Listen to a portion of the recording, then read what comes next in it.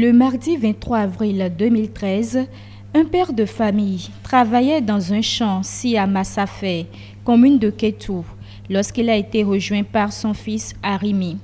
Au cours d'une dispute entre les deux sur les lieux, le fils assène un coup de machette à la nuque de son père. Ce dernier tombe et succombe.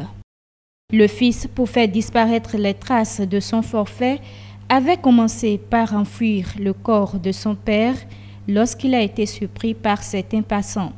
Interpellé et inculpé de parricide, l'accusé a reconnu les faits, tant à l'enquête préliminaire que devant le magistrat instructeur. Son casier judiciaire ne porte mention d'aucune condamnation antérieure. Toutefois, l'enquête de moralité ne lui est pas favorable. Le ministère public demande la condamnation à perpétuité. L'accusé reprochait à son père de ne pas lui avoir laissé une parcelle qu'on lui avait concédée. Il avait travaillé sur cette parcelle, il a semé, il escomptait avoir des récoltes qui lui permettront de survivre. Et subitement, le père lui dit, eh bien, cette parcelle-là, je l'ai vendue. Je l'ai vendue comme ça, sans le prévenir à l'avance. Il dit, mais papa, tu aurais pu me dire que tu l'as vendue et j'aurais négocié avec l'acquéreur pour qu'il me laisse le temps de récolter ce que j'ai semé.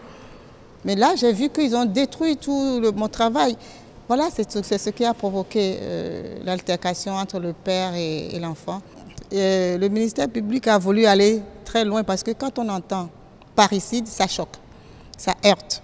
Le ministère public représentant la société ne supporte pas ce genre de crime.